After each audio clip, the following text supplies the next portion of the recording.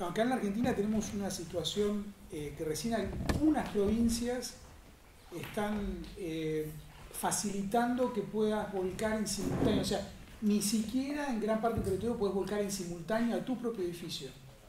Ni hablar de volcar a la red. Claro. Recién ahora, por eso esto es muy fresquito, ¿no? Recién ahora... En Córdoba está permitido conectarse, pero no te devuelven el excedente. No te devuelven, sí. Sí, esto es un problema. En los mismos Estados Unidos, voy a hacer un pequeñísimo paréntesis, también se crea un problema de calidad de la energía eléctrica cuando se tiene muchísimos renovables que de manera intermitente están dando a lo que es la red, ¿verdad? Este edificio, por cierto, quiero aclarar, y vamos a ver un poco eso, el objetivo era muy claro, el objetivo de diseño era muy claro, ser el edificio más verde. Podríamos decir, cueste lo que cueste, aunque la realidad es que nunca se tomó ese enfoque de que, bueno, vamos a echar la casa por la ventana. No se puede dar uno cuenta que lo hicieron de una manera en que al final de cuentas los costos de edificación fueron marginalmente mayores que los de un edificio convencional, por lo cual se convierte en un edificio competitivo, ¿no? Y si me permiten otro paréntesis, el edificio tiene un pequeño, no diría yo problema, pero hay un presupuesto de energía. Entonces el que quiere alquilar oficina en este edificio se dice, este es tu presupuesto de energía, que no todo el mundo lo toma bien. Si yo voy a entrar y me dicen, bueno, y nada más puedo usar tantos kilowatt-hora por mes, ¿y por qué, no? De repente Microsoft quiere entrar ahí y traer todos los servidores y se acaba el sueño de energía cero, ¿verdad? Entonces es una cuestión que ha cambiado también el mercado de oficinas. Todo el mundo quiere trabajar ahí por la calidad de aire estupenda que tienen, las cualidades ambientales, el poder inclusive decir soy inquilino de la Fundación Bullitt, ya quiere decir que soy una compañía súper comprometida con el medio ambiente, sabiendo que también tengo ciertas limitaciones, ¿no?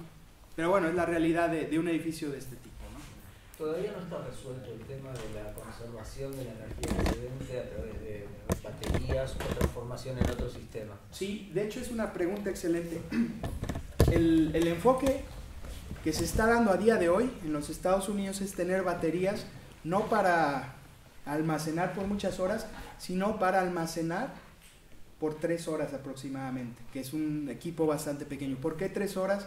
La idea es que en vez de que yo dé a la red de electricidad y tome de la red de electricidad, cuando por ejemplo pasa una nube, la idea es que yo estoy produciendo, pasa la nube, mis baterías alimentan mi edificio y entonces en realidad los únicos puntos en los que vamos a tomar de la red van a ser cuando de repente pues el sol se meta o en la noche, ¿verdad? Es como un buffer. Exacto. Exactamente. Aparte, de hecho, por lo menos acá en Buenos Aires, en verano el día empieza a las 5 o 6 de la mañana y las oficinas empiezan a funcionar 2 o 3 horas más tarde, con lo cual se podría tener una acumulación de energía en ese horario para las horas de la tarde. Y es ahí donde usted gana el crédito o el dinero. Por ejemplo, en el caso de este edificio, esas horas es cuando ellos en realidad empiezan a lograr su net zero, porque no hay consumo, pero sí hay producción. Eso es lo que está haciendo Tesla, ¿no? Ahora en Estados Unidos. Sí. El sistema de baterías que están desarrollando los de Tesla, sin desvariar mucho aquí, es sumamente revolucionario. Va a cambiar por un lado los coches eléctricos, porque el rango de los coches eléctricos, es mi opinión personal, en los próximos 5 años el rango de un coche eléctrico va a ser quizá similar al de un coche de gasolina, ¿no? Pero bueno, ese es otro tema. Y Apple está haciendo autos ahora. Apple va a entrar al mercado y están interesados en competir con Tesla. Sí. Pero comparten cierta información, por cierto. Va a estar divertido. Va a estar, sí. Una pregunta, si pasáramos a una energía en base al hidrógeno y nos juntáramos en comunidades pequeñas, ¿no podríamos reservarla de esa manera, la energía? O sea, el excedente por hidrólisis, producir... El problema es que a día de hoy la producción de hidrógeno también requiere muchísima electricidad. Si usted lo ve como, por ejemplo, generar con renovables... Usar ese excedente de renovables. Hay lo que se llaman fuel cells, que por ejemplo usted puede usar renovables para generar hidrógeno, para usarlo como combustible en algún otro momento. Es una posibilidad, claro. Se usa mucho en la eólica. Sí. Como planteamos, como el excedente de eólica, una cuba electrolítica. Es una posibilidad, no puede volar todo. pero es una posibilidad costosa. Bueno, continuando. Perdón. Volviendo al tema del edificio, yo quería saber cuáles son las condiciones de humedad del clima de Seattle y si el edificio necesita algún tratamiento interior. Muy buena pregunta. No, la envolvente tiene que ser... cuando usted tiene tanta lluvia y precipitación como es el caso de ellos, su envolvente tiene que tener uno de los dos lados, generalmente el lado exterior, donde se pueda secar. Digamos, tiene usted lo que allá le llamamos rain screen o una pantalla, digamos. Entonces, la humedad podría penetrar, pero después ya tiene una membrana que no permite el paso de vapor. Y de manera tal de que la humedad puede pasar la pantalla, pero no la membrana. De modo tal que aunque se pase la primera capa de su envolvente, se va a drenar y se va a secar, ¿verdad? No sé, en la Argentina sean comunes las membranas de vapor. La barrera de vapor. Barrera de vapor. Sí, la barrera de vapor. Sí, sí, sí. Bueno, sí, pues Es efectivamente. el punto de cambio de temperatura, ¿no? En el delta. Exactamente. Claro, ahí el detalle es la instalación. Una mala instalación es como no tener ¿cómo le dicen? ¿Membrana o la barrera de vapor, ¿no? Y en el Entonces, caso, bueno, eso para los cerramientos opacos, pero ¿qué pasa en el caso de las aberturas con esta operación por parte del usuario? ¿Tiene algún sensor, algún control? no, pero bueno, es buena pregunta. No, las ventanas, por ejemplo, en su operación no es que sean del tipo tal que va a invitar la entrada del agua, ¿no? Usted va a ver el edificio en un momento, si llegamos a eso. Bueno, vamos a avanzar. ¿Cómo vamos de tiempo, Gustavo? Ya tengo que apresurar más, ¿verdad? Sí, siempre tendrá que apresurar. Siempre hay que apresurar. Bueno, la iluminación natural. El gran reto aquí fue balancear.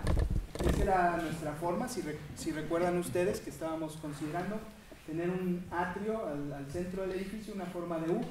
Y la idea es conciliar lo que es la producción de energía, que se acuerdan que originalmente teníamos ese panel fotovoltaico que caía hacia el lado sur, y el techo con la iluminación natural. Ahora vamos a enfocarnos al análisis de iluminación.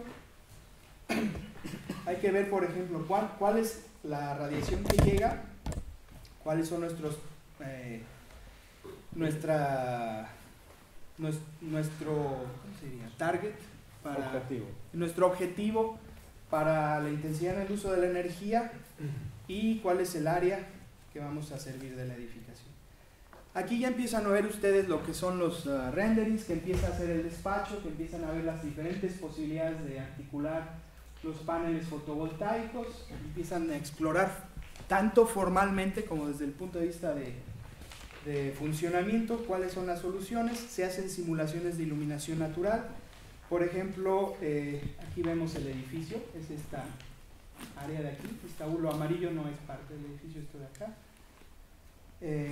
Pero bueno, es parte del sistema fotovoltaico, que como vemos cubre o excede el área de la edificación misma, ¿no? Y aquí vemos simulaciones que se hicieron para 2 pisos intermedios, reconociendo que es un edificio finalmente de 6 pisos.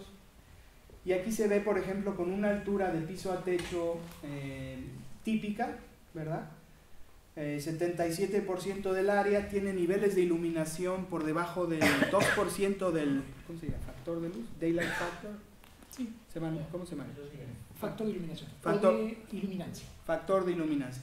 Entonces, menos del 2% realmente no es bueno. Entonces hubo que buscar otras alternativas. La primera es, si uso las ventanas como principal fuente de iluminación natural, mientras más alta sea esa dimensión, pasan 2 cosas buenas. La luz entra más al espacio, penetra de manera más profunda, y también obviamente los niveles de iluminación se incrementan. Pero vemos que esta solución en conjunto no era ideal y se opta por poner una serie de tragaluces. Entonces estos tragaluces empiezan a dar una distribución de la iluminación con un factor de iluminancia del 5%, el cual ya nos permite tener ese nivel de independencia y de reducción de la luz eléctrica, ¿verdad? Entonces, aprovechando las condiciones del clima de Seattle, que es nublado durante la mayor parte del año, con la excepción del verano, pero en el verano, evidentemente, el sol está demasiado alto en el cielo, por lo cual no crea problemas de disconfort visual o deslumbramiento. Disculpame, ¿la protección solar exterior no es considerada una estrategia dentro del proyecto? No, porque como veíamos, no hay realmente condiciones de verano como tal. Son algunas horas, etcétera. Entonces se tiene el uso de persianas controladas, pero no se empieza a crear algo de costo, etcétera. Es un proceso de diseño en donde se exploran las alternativas y de repente se desechan algunas, ¿verdad? Es evidentemente una estrategia muy válida, pero en este caso no se adoptó, ¿verdad? Alfredo, en los niveles inferiores llega a través de ese tipo de conductos espejados o metalizados. Para el piso superior es más fácil hacerlo, pero no. Exactamente, y además a través de las ventanas hacia los lados. Y bueno, aquí les comentaba que el laboratorio de diseño integrado de la Universidad de Washington era una especie de consultor. Ellos llevan a cabo las simulaciones con maquetas, ¿no? Simulación física de las soluciones lumínicas. Obviamente también hacen simulaciones con computadora, en fin, se hace todo el proceso. El tema del agua es muy interesante, voy a ir más rápido, pero el edificio, como lo comenté al principio, 100% de su agua viene de la lluvia. Y ustedes quizás están preguntando, ¿por qué no tenían los paneles fotovoltaicos arriba? Bueno, los paneles fotovoltaicos no son continuos. Hay una serie de aperturas, entonces ellos drenan hacia lo que es el techo mismo del edificio. Y las aperturas tienen dos objetivos. Uno es, por supuesto, el dejar que el agua pase a través de los mismos. La segunda es el viento. Si yo tengo un paraguas enorme de fotovoltaicos y no dejé ninguna abertura, un viento muy fuerte puede hacer que todo aquello se vaya volando. Entonces, al abrir eso, evitamos que haya una presión positiva muy fuerte por debajo de los paneles que nos lo vaya a arrancar. Entonces, tenemos la lluvia que se colecta en el techo, se deposita en una cisterna. El agua de lluvia es la más pura que existe, pero obviamente al entrar en contacto con el techo se va a contaminar en cierta medida, por lo cual tenemos que almacenarla en una cisterna lo suficientemente grande y después esta agua se tiene que tratar, se filtra, se usa desinfección con luz ultravioleta y también filtros de carbono, ¿no? Y con estos tres procesos se purifica y se almacena en un tanque que va a ser el tanque que se usa para alimentar todas las instalaciones del edificio. Y ya ¿esa agua se hace potable? ¿Se la está potabilizando? Se potabiliza. Así es. La tecnología de hoy en día permite que esto se haga en el sótano del edificio con un equipo relativamente compacto y no tan caro, y ya no tan caro, partiendo de la premisa de que el agua de lluvia no está... no tiene arsénico, flúor, no es agua de subsuelo. Ni ha sido contaminada con los componentes del agua gris o agua negra, ¿verdad? ¿Y las leyes estatales, digamos, cómo lo toman eso? 2 años para conseguir este permiso. Claro. El primero. Porque es más que una tercerización, eso es más que un sistema de... Sí, no, es potabilización. Es una potabilización. Sí, por cierto, el primero de ustedes que lo haga aquí en la Argentina se lleva un DVD también y un gran abrazo de mi parte. Pero bueno, alguno de ustedes tiene que ser, ¿ok? O sea, lo vamos a intentar, ¿no? Te llamamos. Sí, no, yo vengo otra vez a celebrarlo. Con el canje de regímenes de lluvia ahí no están intensos. Sí.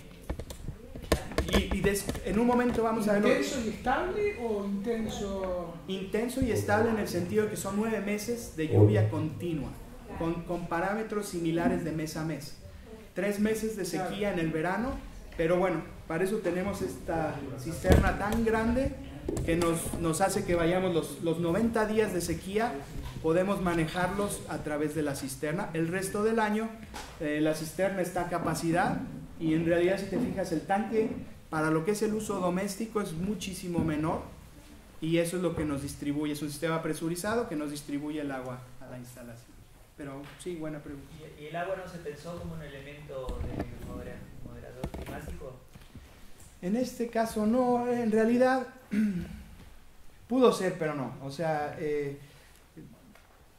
hay muchas opciones que se manejaron, pero en este caso el agua del techo era única y exclusivamente para el abasto del edificio. Los volúmenes de agua para hacer eso son impresionantes. Por lo general se utilizan los sistemas contra incendio, que son almacenajes estables en sótanos, a una temperatura fresca, y reciclas esa agua. Pero más que todo es porque el agua influye en el ambiente y en lugar de tomarlo desde abajo, tomar el agua, el aire, digamos, que se enfría con el agua. En ese sentido. El agua de condensación. Claro, tomar el aire más fresco que un agua. Sí. Bueno, continuando de nuestra cisterna con el agua ya potable, ya aquí ya es un sistema normal, digamos, común, excepto que las regaderas, y se preguntan, ¿y por qué regaderas en un edificio de oficinas? Porque llegamos en bicicleta. Ustedes saben que en LEED hay una serie de créditos asignados cuando se incluye el tema de la transportación de los... Regadera le dice ducha. La ducha. A la ducha. Perdón, la ducha. Disculpame. Sí. ¿Hay agua excedente en algún momento? Porque, ¿qué capacidad tiene? Ahí voy. Un momento. Entonces, sí, si se fija, sigo pateando esto. Sí, lo voy a mover porque ya acá no vemos más nada. Esto que ve usted aquí es una línea de conexión que alimenta un parque y solo lo alimenta. ¿Se acuerdan que ve un parque triangular? Bueno, lo alimenta solo cuando hay un exceso de agua. ¿Okay? Si tengo demasiada agua de lluvia, al caso de que mi cisterna está llena, desborda y lo mandamos para alimentar a través de otra cisterna que tiene el parque. El parque utiliza agua tratada, pero bueno, en este caso le mandamos nuestro excedente. Obviamente esto está dimensionado con el objetivo de nuevamente yo, de hecho, uno de los proyectos que tengo ahorita de investigación es realizar un programa de cómputo que ya casi está hecho, donde podemos simular los flujos de agua en una edificación de este tipo, ¿no? Entonces tenemos todo ese tipo de herramienta. A lo mejor en 2 años que nos inviten a otro evento, venimos a presentar eso. ¿Cuál año? ¿Mande? ¿Tanto va a tardar en terminarlo? Ya está listo. Bueno, 1 año. Okay. Bueno, entonces de aquí vamos. La pregunta que me hacía usted, ya explicamos, en caso de que sea agua de la cisterna, se va al sistema de alimentación del parque.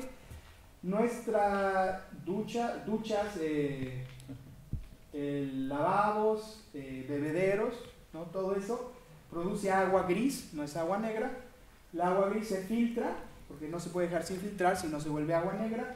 Y esa agua gris entonces, una vez filtrada, se bombea hacia nuestro techo verde, porque además tenemos un techo verde. Este techo verde se usa para filtrar esa agua, parte de ella se va a evaporar evidentemente, parte de ella se filtra por esta membrana, más bien se filtra por el medio que se tiene debajo del techo verde, y de ahí se descargará posteriormente, déjenme poner la siguiente, se descargará posteriormente a lo que allá le llaman, ayer vimos ese término aquí en la Argentina, es SUDS, eran Urban Drainage System, Sustainable Urban Drainage System. Sistema urbano de drenaje. Eso, que acá le llamamos biospheres, que es esencialmente tener un área verde que puede tomar el agua de lluvia, en este caso toma el agua de la edificación, el agua gris, ya tratada y filtrada primero en el edificio, se descarga también de manera subterránea en este sistema y se absorbe hacia el subsuelo. Sí, lo que veíamos, perdón Alfredo, en el sistema urbano de drenaje es cañería también, pero no estamos hablando de eso, era como una cuneta verde que lo tiene la propia ciudad de Buenos Aires en su plan urbano, sí. Por eso lo veíamos ayer en un pasaje acá del documento que mostramos. Tiene, ya planea la descarga de agua de edificios excedentes a una cuneta verde. Sí, actúan como reservorio, sirve para regar un cantero verde o el borde verde de la vereda, un parque, y si no se filtra. Pero no hay que, esto apunta a dejemos de transportar agua. Los desagües que nunca alcanzan, si querés hacer un desagüe para el crecimiento de la ciudad no lo podés pagar, tenés que hacer el diámetro de esta mesa. Entonces, ok, no transportemos más, que es la mejor solución. Y además hay que recargar los mantos acuíferos. Evidentemente muchas ciudades se los están acabando, ¿no? Con la perforación de pozos. Bueno, finalmente se dan cuenta que no hay excusados, ¿le llaman acá? ¿O? Sí. Normales, hay lo que le llamaríamos excusados de composta. Es un sistema realmente, la gente se asusta cuando dice uno excusado de composta, pero ahora ya usan una especie de espuma, no huelen, no tienen ningún problema de sanidad, y lo que producen nuevamente pues es composta, que es muchísimo más fácil de procesar como residuo, ¿verdad? Y el edificio, a pesar de tener 6 plantas, usa ese sistema. Eso no va a parar a ninguna planta de tratamiento. No, la cámara de composta está en el sótano del edificio, al igual que todo el equipo de tratamiento del agua para la edificación. ¿Y eso qué se hace? La composta se retira y se vende, ya que está seca. Entonces se podría decir que ellos no lo utilizan como tal, pero podría llegar a ser una especie de un recurso para sacar. La caca es un recurso. Sí, no, de veras, como dicen, los desechos de unos es el alimento de otro, ¿no? Seguro. Eso se puede utilizar para enriquecer suelos, en los parques, etcétera. Entonces, ¿eso es posible a partir de una espuma, un elemento químico que no tiene químico? No tiene químico, no se usan elementos químicos en esta edificación. La espuma es finalmente para ocultar un poco, ¿no? Que no se vea, ¿no? Lo transforma un poco de apariencia. Sí, digo, es hacerlo más discreto el asunto. Bueno, finalmente aquí vemos el edificio en sí, cómo queda. Estos ya son los dibujos finales. Antes se llamaba Cascadia Center, pero finalmente el nombre fue Bullitt Center, o Bullitt Foundation Building. Este es el pequeño parque que habíamos mencionado. Y bueno, aquí ya están las plantas del edificio. Esta es la entrada al edificio. Se tiene el lobby. Y nos preguntaba el compañero al principio del taller, las escaleras, qué pasó con aquello. De hecho, esta escalera que va a ver usted acá en la esquina se convierte en un elemento focal de la edificación, y evidentemente es un elemento muy bonito que se empieza a utilizar con mucha mayor frecuencia. Aquí vemos el área para poner las bicicletas. Se entra por ahí. Están los baños, también los tenemos por acá, y los pisos de oficina finalmente son plantas muy abiertas, ¿no? Recordar, eso tiene un piso radiante, ¿no? Para lo que es el enfriamiento y calentamiento asistido.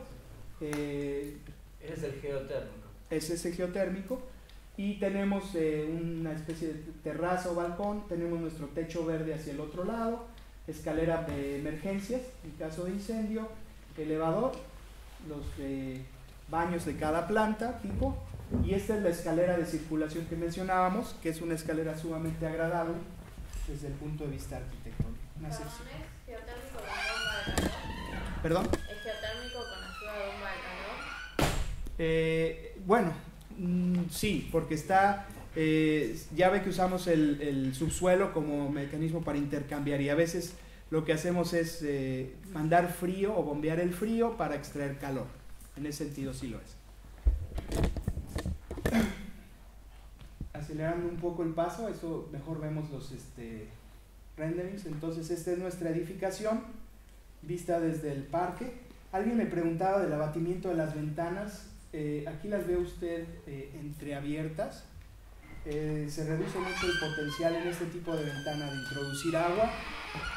El lobby que comentábamos, ve usted que hay una primera escalera, y la escalera, bueno, esta no es como quedó, esta parte finalmente no se utilizó, lo único que quedó fue el sombrero. Estos son renderings un poquito atrasados. El edificio ya está construido, por cierto, si ustedes lo buscan en el Google van a ver las imágenes de cómo quedó. Y esta es la escalera principal, que como se comentaba, tiene una vista de la ciudad tremenda, color amarillo brillante. La mayor parte de gente puede acceder al edificio por acá. Por ejemplo, el que trabaja en el edificio en realidad lo va a acceder por esta puerta, directamente entrando por la escalera, y para ir al elevador me tendría yo entonces que empezar a ir para allá a buscar el elevador al centro del edificio. Entonces el que visita el edificio de repente usa el elevador, el que trabaja ahí de repente usa más bien la escalera. Esa fue la estrategia que se da. los inquilinos evidentemente entienden cómo funciona el edificio y entienden por qué es bueno usar la escalera, además de por las razones obvias de salud, ¿verdad? Que vamos a ser más sanos y energía cinética no pensaron ahí, ¿no? No, ya se complicaba un poco. El truco entonces es esconder el ascensor. Exacto, no, que no lo encuentren. Digo, en caso de incendio, ¿qué tenemos que usar? De repente no encontramos la escalera en caso de incendio, que eso sí es más problemático. Mejor que las escaleras estén visibles y que nos inviten, ¿no? Por ejemplo, si tengo una pared muy brillante, mucha iluminación, una bonita vista de la ciudad, se ve como si estuviera yo subiendo un edificio majestuoso, de repente lo hacemos, ¿verdad? Es como una estación de salud. Sí, es por ejemplo aquí en este mismo edificio, ¿no? Entro, uno ve unas escaleras que son, digamos, quizá majestuosa no es el término, pero ciertamente mucho más agradable que el elevadorcito este que está aquí en la esquina a un lado. Yo realmente prefiero la escalera, ¿no? Y yo creo muchos de ustedes también. Bueno, hemos visto entonces esta edificación. Aquí está una vista nocturna, otro tipo de rendering. Hay el tema de escala, ¿no? Estos edificios están mostrando que funcionan en una escala donde puedes ir por la escalera, por ejemplo, donde claro, el tamaño permite que así el techo le aporte la energía que necesita. Así es, y eso es un punto muy válido, ¿no? El que va hasta el último piso de repente, pero bueno, el que va al piso 2, 3, obviamente la escalera es la mejor opción y por mucho, ¿no? Y bueno, este es el edificio del Centro Bully, son imágenes, pero como les decía, el edificio está construido. Esta es la imagen realmente final, así se ve, así quedó. Esta es la actual, donde se ve por ejemplo, inclusive conseguir este volado del sistema fotovoltaico, dijimos que eran 2 años para el agua, esto también se tardó unos 6 meses. Invade Sí, el área pública. Invade el área pública, eso también fue otro de los grandes retos, ¿no? Pero bueno. Pero obedeció más a un criterio de mayor exposición que de aleros, porque no lo requiere. Sí, además el ponerlos de manera vertical creaba otra clase de problemas estructurales. Entonces, ¿no? Bueno, este es el edificio más verde. Esperemos que nos informe, nos haya servido. Ahora quisiera mostrarles una estrategia de diseño bioclimático. Les voy a pedir un favor, si pueden escribir esa dirección y de repente el Wi-Fi lo vamos a tener que competir entre todos y cuando pase eso, creo que ayer tuvimos algo de problema. Colapsamos. Entonces, de repente, tómenla, escríbanla. Por ahí si alguno ya quiere entrar y ver las cosas está bien, pero ojalá y no nos haga que lo nuestro se nos colapse, ¿no? Es Energy Design Tools de la Universidad de California de Los Ángeles. Todas las herramientas que ellos tienen son gratis. Hay una herramienta de simulación térmica muy fácil de usar en español, que es gratis, que no es la que vamos a usar hoy, no hay tiempo para tanto. Lo que estoy dándoles hoy es realmente comprimir, en realidad 3 talleres estamos casi comprimiendo en uno, por eso pido una disculpa de antemano de que vamos a paso muy muy rápido, pero bueno, yo sí quería dejar lo más posible en esta charla, ¿no? Bueno, ya podemos cambiar la transparencia, ya tomamos ese dato. Bueno, ok, me voy a salir de la presentación por un momento para mostrar 2 cosas. Una, cuando van ustedes al sitio que les marqué, van a llegar a esta página.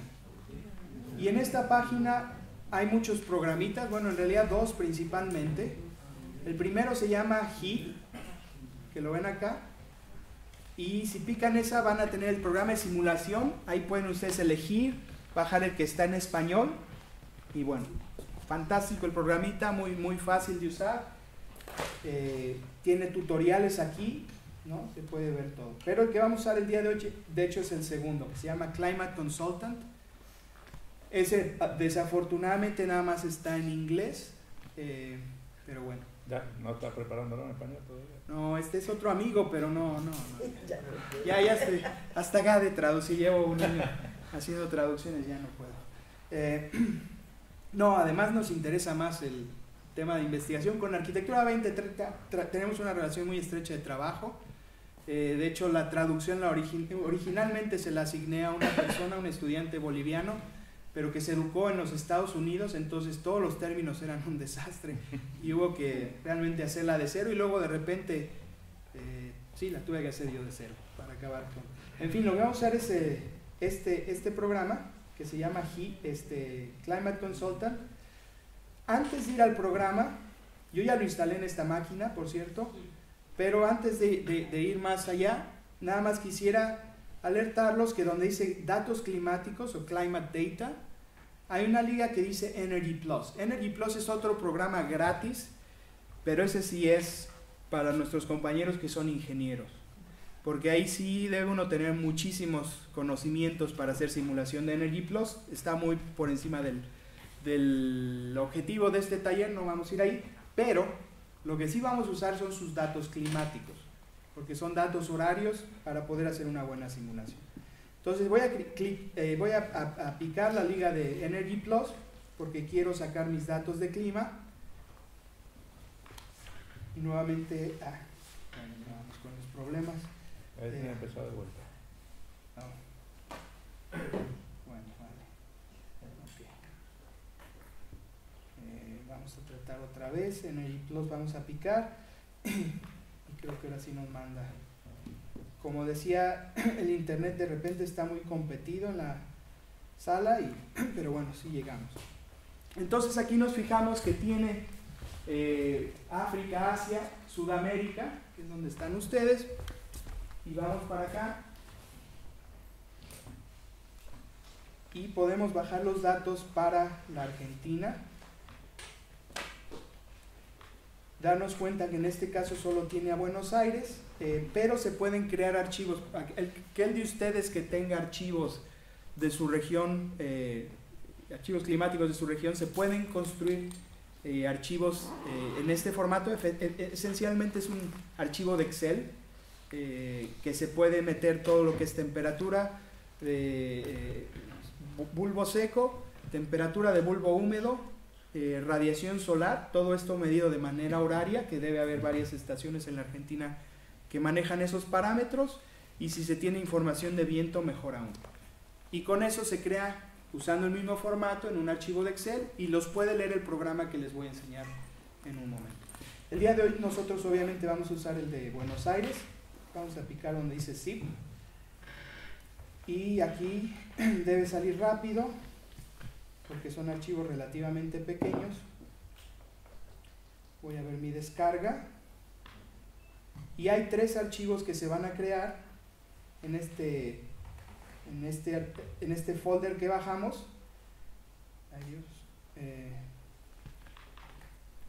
Y vamos a copiar el que tiene la terminación. Bueno, si se fijan en los tamaños, uno de ellos es el que tiene los datos, ¿verdad? El grande, que es el que tiene la terminación EPW. Ese es el único que tiene realmente información. Los otros son archivos que ayudan a que los programas de cómputo lean el archivo. Pero efectivamente el EPW lo podemos abrir en Excel. Ustedes lo pueden abrir en Excel y ver el formato del mismo si quieren construir un archivo para su propia región. Yo nada más voy a copiar este archivo de EPW. Lo único que necesito hacer es copiarlo. Vamos a ver dónde está copiar.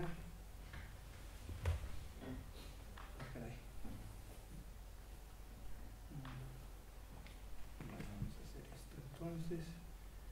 Vamos a ponerlo en el escritorio. A ver si está allá.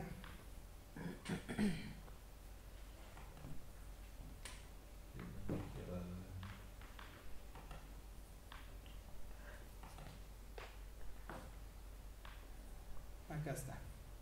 Bueno, vamos a copiar el archivo de EPW y lo vamos a poner, asumiendo que ya bajamos el programa de Climate Consultant, ¿verdad? Lo vamos a pegar en el folder de Climate Consultant. Climate Consultant, cuando lo instalamos, generalmente queda en lo que sería el disco C, el disco local C. Y ven aquí que dice Climates 6.0. Este lo acabo de bajar antes de la charla, Entonces al bajarlo siempre se los va a poner en el disco local C. Va a crear un folder que dice Climates 6, 5.5 que era la versión anterior. Abrimos eso, no se preocupen, lo único que hacemos es pegar ese archivo que acabo de copiar, el EPW de Buenos Aires, lo voy a pegar acá y ya estuvo. La parte complicada quedó hecha. De aquí en adelante el programa va a hacer todo el análisis climático para nosotros, así que como pueden ver es sacar ese archivo, extraer el archivo que tiene la terminación EPW, copiarlo en el folder de Climate Consultant y ya está, ¿no? ¿Preguntas sobre eso? Por ahí pueden jugar en la casa, ven, lo bajan, esperemos que no haya mucho problema. Bueno, regresando entonces a Climate Consultant, vamos acá, y voy a abrir el programa y voy a empezar un nuevo proyecto. Le vamos a poner de nombre, por cierto, vamos a hacer que sea un edificio no residencial, porque vamos a ver si podemos hacer una oficinita acá rápido en Buenos Aires, sistema métrico, y vamos a decir que vamos a poner, voy a abrir en este caso un archivo existente. Ustedes pueden usar la opción de bajar un archivo nuevo y los va a llevar por todo este proceso. Yo siempre encuentro más fácil el hacerlo yo mismo por fuera, lo copio, lo pego y es más rápido, ¿no? Yo voy a abrir un archivo existente de EPW. El programa tiene por default las ciudades de Los Ángeles y Phoenix, que pueden ver acá. Este es el que yo copié, Argentina, Buenos Aires, ¿no? Entonces yo lo pegué ahí, es el que voy a abrir hoy.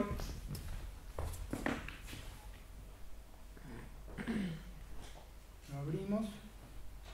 Y la primera pantalla que me va a dar es un condensado de los datos climáticos de Buenos Aires. Nos da la radiación global sobre una superficie horizontal para cada mes, diferentes valores de radiación solar, difusa, directa, normal, etcétera, etcétera. Nos da valores de iluminación en lux, ¿verdad? Aquí están las unidades. Y nos da, por ejemplo, temperatura de bulbo seco, temperatura de bulbo húmedo, bueno, en este caso la temperatura de rocío, humedad relativa, velocidad de viento y dirección, y la temperatura del subsuelo, ¿no? Que esa puede ser interesante en algunas estrategias. Esto, como pueden ver, está en grados Celsius y en unidades del sistema métrico decimal, que son las que generalmente manejan acá. Tenemos que elegir un modo de confort térmico. Podemos elegir el de ASHRAE para edificios que tienen aire acondicionado o una expectativa de confort similar.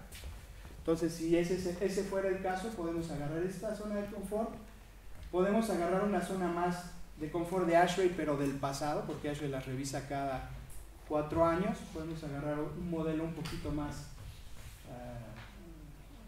del pasado, y podemos usar, si vamos a tener un edificio ventilado de manera natural, podemos agarrar el del modelo de adaptación o así le dirían, modelo de adaptación adaptado. Este modelo en realidad es única y exclusivamente para edificaciones que van a tener como estrategia de enfriamiento la ventilación natural. Ahora, para el propósito de este taller, yo voy a agarrar este porque este me va a dar todas las estrategias pasivas. Entonces agarro el segundo modelo de confort, que me va a dar todo el tema pasivo, y lo único que tengo que hacer ahora es adecuar algunos parámetros, si quiero. No tengo por qué, porque esos son valores que ya son asignados, que son convenientes. Lo que está en gris no lo puedo modificar, pero cualquier otra cosa la puedo modificar. Aquí está, por ejemplo, el valor de aislamiento de la ropa. Si quisiera, por ejemplo, si estoy diseñando un gimnasio donde la gente a lo mejor va con un valor CLO de 0.5 el alto a 0.25 el bajo, podría yo modificar eso. Si, por ejemplo, las temperaturas para el sombreado, la combinación de radiación y temperatura para el sombreado se pudiese modificar en función de datos específicos que nosotros tengamos, ¿no? Yo sugeriría esto no modificarlo a menos que tengamos una base sólida. Aquel que sea, por ejemplo, su ingeniero que está consultando, de repente nos puede echar la mano y decir, mira, esto de repente sí se puede modificar. Si el arquitecto lo modifica alegremente, corremos el riesgo de que lo que hagamos no nos sirva, ¿verdad? Entonces, ojo, ¿no? Esta pantalla, solo modificarla sabiendo específicamente por qué vamos a cambiar un dato, ¿verdad? Y yo sugeriría no cambiar ninguno, ¿ok? A menos que haya una buena base. Damos siguiente, y bueno, aquí van a salir una cantidad tremenda de gráficas. Me voy a enfocar en algunas que son de interés para poder ir a lo que es la herramienta que finalmente queremos presentar, que es el 2030 Palette. Aquí donde dice Charts, tenemos una gran cantidad, vean, de temperatura, de promedios. Esta de hecho es interesante, nos vamos a parar ahí, de temperatura mensual. Tenemos, por ejemplo, valores de radiación, iluminación, cubierta del cielo, o nubosidad, si lo queremos llamar de esa manera. Tenemos nubosidad, velocidades de viento, temperaturas del subsuelo a diferentes profundidades, etcétera, etcétera. Los más interesantes, bueno, todos son interesantes, pero para el día de hoy, que quiero realmente apresurar un poco, ustedes lo pueden bajar en casa y jugar con él, pero los más interesantes son el diagrama psicométrico, las estrategias de diseño que nos van a guiar a la herramienta de 2030 Palette, ahí es donde vamos a hacer la liga, y los diagramas de sombreado, esta parte de aquí. Todos estos finalmente son diagramas de este tipo, entendiendo que yo puedo modificar los rangos, ¿no? de información. Yo puedo manipular, por ejemplo, si soy el consultor que va a desarrollar el sistema de calentamiento mecánico, yo decido si uso la temperatura de diseño del 99.5% o del 99% o cuál, ¿verdad? Yo tengo la factibilidad de afectar esa información y en función de los criterios que se manejen. En fin, vamos a ir directamente, como decía, al primero que es muy interesante, que es el diagrama de sombreado. ¿Cuántos de ustedes han visto este tipo de gráfica solar? A la facultad. ¿Sí? Los chicos que son estudiantes, chicas, son todas mujeres, las chicas que son estudiantes lo han visto, por acá también, alguna otra persona, por allá atrás, los arquitectos que ya tenemos algunas canas, quizá nunca nos los enseñaron, pero esta es una gráfica solar, estos serían 0 grados o viendo hacia el norte, que es donde está el sol en el hemisferio sur, y lo que tenemos aquí es la altitud del sol. Ahorita les voy a poner una retícula para que veamos los grados. En este eje tenemos la altura solar y en este eje tenemos la orientación del sol o el azimut, no sé si le dijeron, ¿sí? El azimut y la altitud en el eje vertical. Y esto obviamente es el movimiento aparente del sol, nos da sus coordenadas. Esto es para nuestra ciudad. Sí, para Buenos Aires. Esto es para la latitud de Buenos Aires, 34.8 grados. Y las cosas más interesantes es que yo puedo escoger si es del periodo de diciembre a junio, de junio a diciembre. Vamos a poner ahorita estas opciones y explicarlas. Pero este diagrama, los puntitos azules me dicen cuándo el sol es bienvenido. Cuándo desearía yo utilizarlo para el calentamiento. Los puntitos amarillos me dicen, no, está todo bien, sombrea, no necesitas ventilar, nada más sombrea, que no se te meta el sol al edificio y está todo bien. ¿Recuerdan ustedes los rangos que hablamos en el edificio Bullitt? Que dijimos, hay un punto al que hay que calentar, hay un punto en el que estamos bien y hay un punto en el que hay que enfriar. Es realmente lo mismo. Los puntitos rojos es cuando el sombreado en sí ya no es suficiente y hay que buscar alguna alternativa para el enfriamiento. Ahora, un par de cosas que son muy interesantes. Bueno, primero que nada poner la retícula y así ya vemos que este punto son 90 grados, 80, 70, etcétera, de altitud solar, y estos son los del azimut por acá abajo. Puedo elegir, por ejemplo, ir de junio a diciembre, que sería la primavera y el invierno. Me confunde eso. No, sí está bien, ¿no? Estoy acostumbrado a que junio es el verano, sí. Entonces aquí vemos que va a haber puntos donde hay, por ejemplo, aquí está casi todo es azul, de repente algo amarillo, pero va a haber puntos en el año en que la geometría solar es la misma, pero el requerimiento de calentamiento o enfriamiento es diferente, ¿verdad? Y ahí viene el dilema, ¿qué hago? ¿Sombreo a riesgo de que el espacio quede muy frío durante la otra estación? ¿O dejo expuesto, utilizo el calor solar, pero entonces ¿qué pasa en la otra estación? Voy a quizás sobrecalentar el edificio.